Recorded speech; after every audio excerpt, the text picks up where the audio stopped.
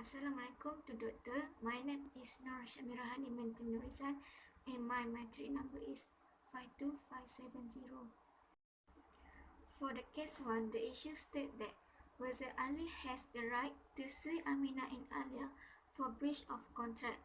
According to Malaysian law, Section 26 of Contract Act 1950 says that an agreement without consideration is void unless it expressed in writing, registered, and the parties stand in near relations to each other.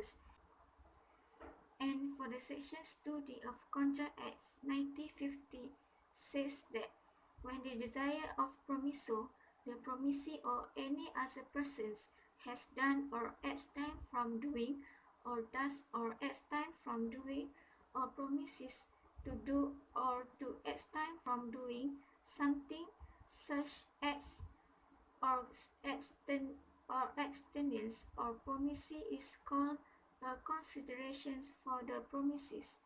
Under the Malaysian law, considerations can move from somebody else other than promises. Based on the case Venkata Chinnaya v. Venkataramaya, the fact says a sister agreed to pay an annuity of $653 to her brothers who provided no consideration for the promises. On the same day, the mother had given the sister some land stipulating that she must pay the annuity to her brothers. The sisters failed to fulfill her promise and the brother sued for the annuity. She was liable on the promise as there was a valid consideration for the promisee from her mother, though not from the promise. According to Sections 26 of Contract Act 1950, Sections 2D of Contract Act 1950 and the case of Venkata Chinnaya v. Venkataramaya, consideration is an act or abstinence or promise by the promises, which is Ali or any other persons, their mothers, as required by the promisors, which is Aminah and Alia, in return for their promise to provide allowance, which is Rm 500 ringgit to Ali. In this case, only Aminah, Alia, and her mother provide considerations, whereas Ali did not provide any considerations. Thus, there is a valid and enforceable contract among them because the considerations from the mother is sufficient.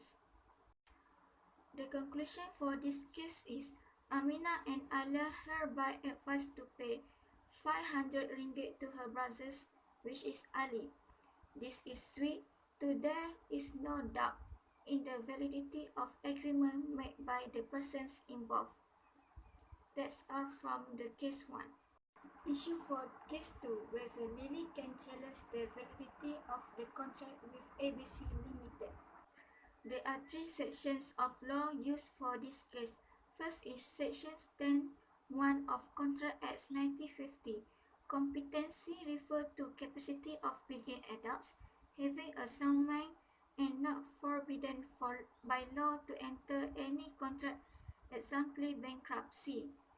For the Sections 11 of Contract Act 1950 says that every person is competent of contract who is of the age of majority according to the law to which he is subject and who is of sound mind and is not disqualified from contracting by any law to which he is subject. Section 12(1) of Contract Act.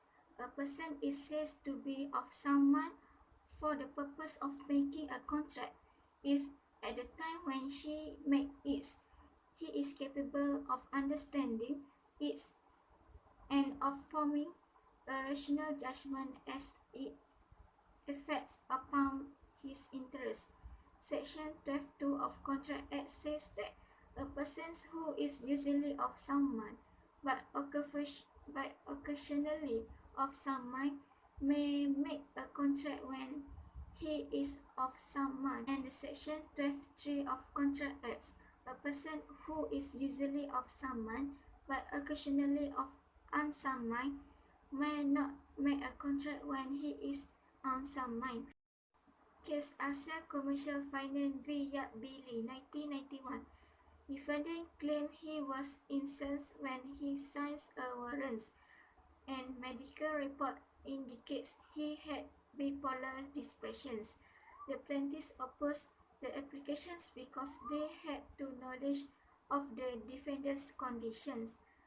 Here, a person of some mind who intended to risk risking a contract which he had entered into on the ground of soundness of mind must prove two things: that he was of unsound mind, and the fact of the unsoundness of his mind was known to the other party at the time of entering into the contract.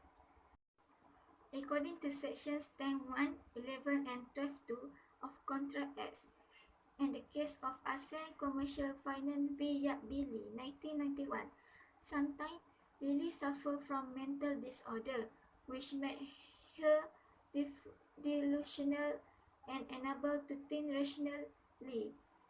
Have reached an agreement with ABC Limited to sell her 10-story office building for 1.5 million. The current market value of property is 50 million. A week later, she realized she was going to suffer the loss because of the contract.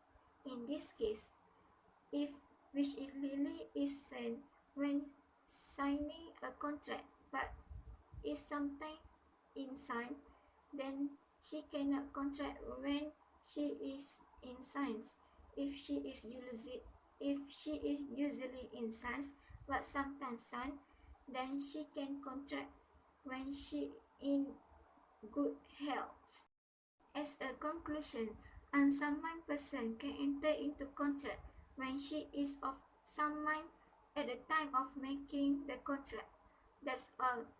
Thank you.